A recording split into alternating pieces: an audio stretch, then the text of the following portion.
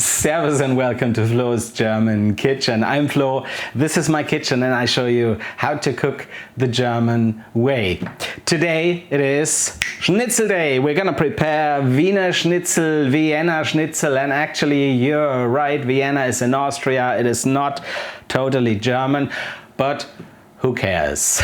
So, what do we need? I'll start with the meat first and I'll get to the ingredients of the breading later. So, we have a good piece of pork loin. I do know that the original Vienna Schnitzel is made of veal, but one thing is that it's atrociously expensive in Germany, and the other thing is that the pork loin is a little bit more juicy. So, it's more forgiving if you fry it a bit too long or too short. That's the meat.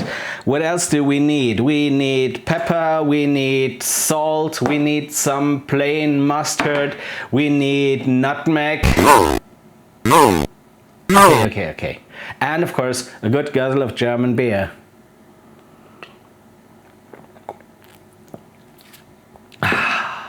Wunderbar. So, let's start with the meat. That pork loin doesn't really have a big diameter, but everybody likes big schnitzel, so here comes the so-called Schmetterlingsschnitt into play. I don't know if it's the same expression in English. That would be butterfly cut. So you can get double the size of what you want. And that's why I cut first a thick slice of the meat, and then in the half I cut it, but I don't cut it completely, so I can flap it open and have doubled the size of the schnitzel. Here we go. If you whack your schnitzels the way I do, this can be a pretty juicy thing and it can like splash around the juice of the meat. So what I do is I put it in plastic.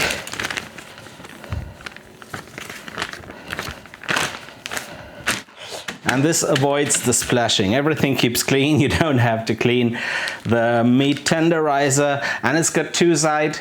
And schnitzel enthusiasts will always tell you to just use the flat side. If you use a plastic bag, that's a given thing, because the other one will destroy the plastic. So let's give it a whack.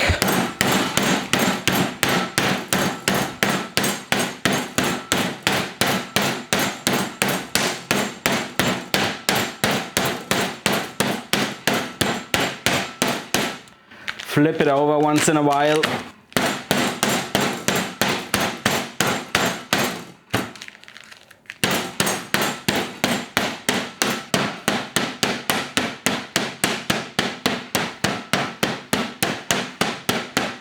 Can you see that my beer is getting closer to me? I have to reward that.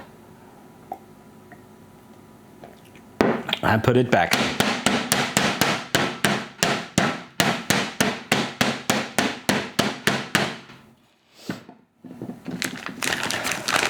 So here we go. We have a nice flat schnitzel. Using that hammer has got two purposes. One is that you want to make sure that the schnitzel is evenly thick on every piece of it. The other one is that the hammering destroys the structure of the meat and kind of tenderizes. This is something that can be enhanced by the serrated side of the hammer, and actually I'm gonna do that now.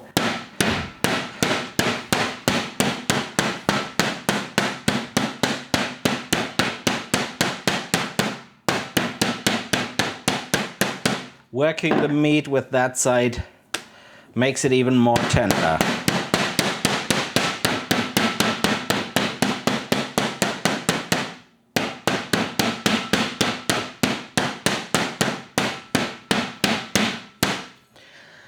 So here we have it, a nice schnitzel.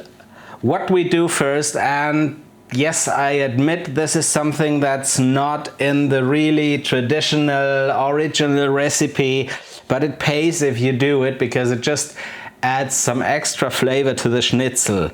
It's putting mustard on it. And you can be really generous for the sake of the wonderful flavor. Next thing, and you can also be very generous with that, is salt.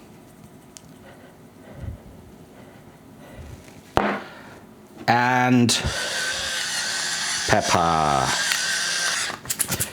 I still don't know what that nutmeg's doing here. Flip it over. Mustard on the other side. And again, salt and pepper.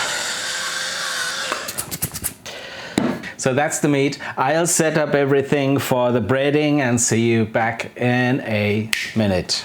So here's the breading station. We have a plate with all-purpose wheat flour. We have semmelbrösel, more or less breadcrumbs. If you want to do it a really traditional way, you take old and dried breakfast rolls and really grind them.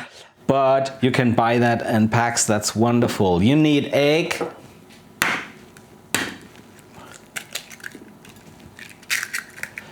I'll take 2 of them.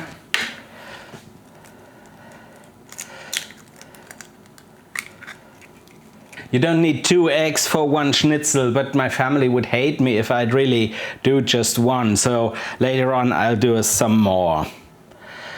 I put salt, and again I do it generously. I know it looks like a lot, but I don't think you have ever eaten a schnitzel that was too salty, but I remember a lot of schnitzels that were way too bland for my taste.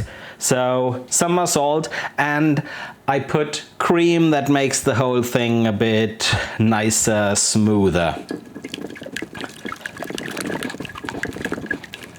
So this is all you need for a good schnitzel. Let's get the meat. First you put it in the flour and always make sure it's fully covered. The funny thing is, the flour actually helps the egg to stick on the meat.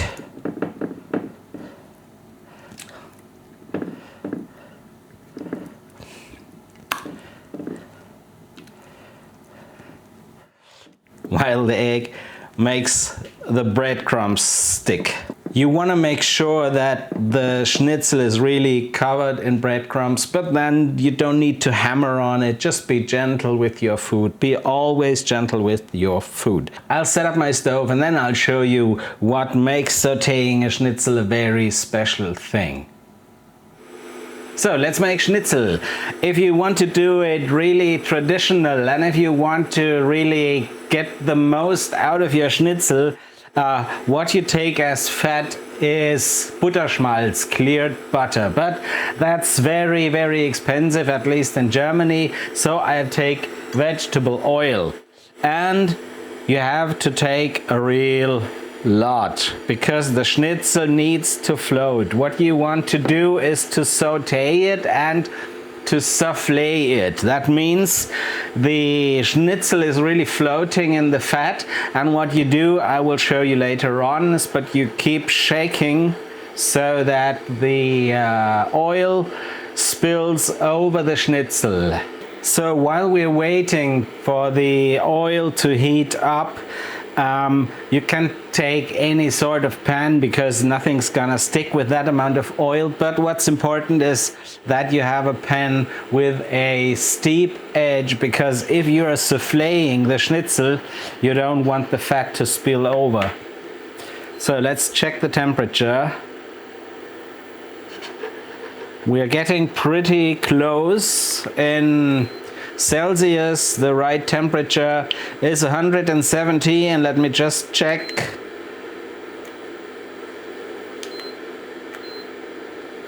In Fahrenheit, that seems to be something like 370. So let's put in the schnitzel. If you put the schnitzel in the pan, always let it drop away from you so you're not getting splashed over with hot oil. And now you immediately start the souffleing, and as you can see, the fat is spilling over the schnitzel. And the reason why you do it is that it kind of lifts up the breading from the meat. So what you get as a result is a very fluffy, very loose breading, and that's what you want. So just keep shaking. Cooking has always to do with passion and giving your ingredients the most attention you can. And also one thing to remember is, if you check the schnitzel, you will want it slightly golden brown, but you have to remember, if you flip it over and you keep sauteing, it will continue browning on the top of the schnitzel. So what we have here is already enough. What people also do, if you don't want to be shaking your pan all the time, is that they just spill over the fat like this. But I kind of like that almost meditating way of shaking the pan, so I'll do it that way.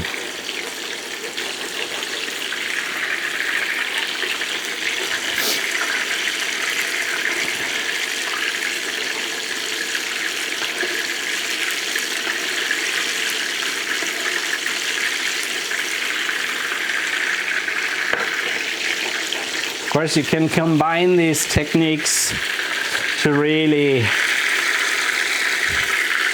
get the most out of it.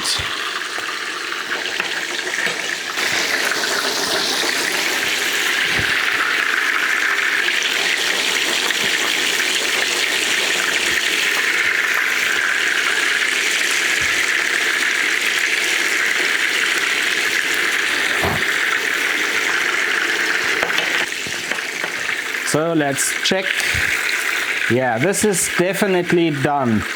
And now we get to some schnitzel science. What you can see here is a lot of breadcrumbs in the oil. And you can also see there is always a very beautiful side of the schnitzel and a not so beautiful side. And that's got to do with the fact that you have these breadcrumbs roasting and sooner or later burning in the oil. So actually, if you go to Fiegelmüller, this is one of the most traditional and most iconic schnitzel houses in Vienna.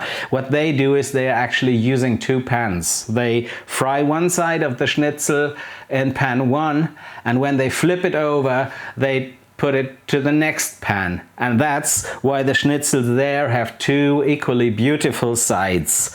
So you have these breadcrumbs and they will turn both sides of the next schnitzel into the not so beautiful side, and you don't want that. So what I do when I make schnitzel, and I usually do more than one because of my family, they love schnitzel, is that I'm kind of filtering it. Here you need to be absolutely careful. Hot fat is really, really hot and can be very painful. And then I wash the pan, and then I use the oil again, and I don't have the breadcrumbs inside. That works a couple of times, but of course sooner or later you will have to take fresh oil. So here is the schnitzel, and one way to find out if it's really crunchy enough is that you scrape over the breading with a knife. It sounds like this. And this is definitely wonderful. And also you have that fluffy breading that is a bit loose from the meat. This is a great schnitzel. Now let's see how it looks on a plate. I've just cleared the workspace so that the schnitzel gets the attention it deserves. And by some magic, I just found a plate with some nice German potato salad. So that's the perfect combination for a schnitzel. You have the schnitzel, you have the potato salad, and even more magic, a wedge of tomato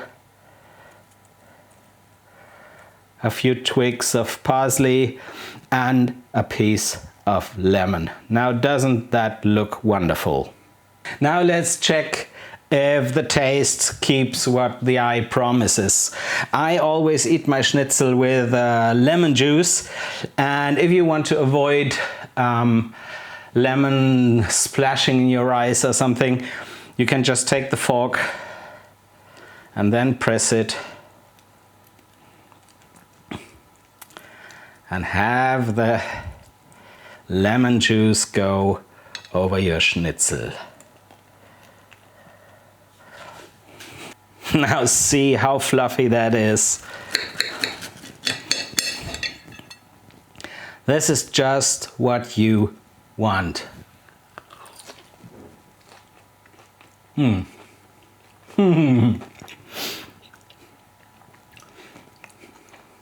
Some of the potato salad. Wunderbar. Watch the video about how to make German potato salad.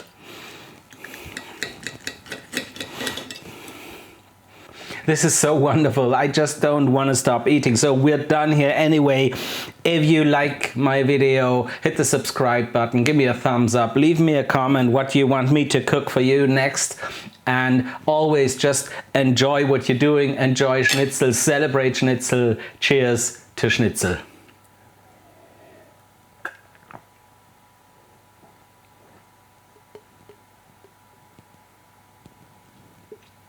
Ah, yeah, wunderbar.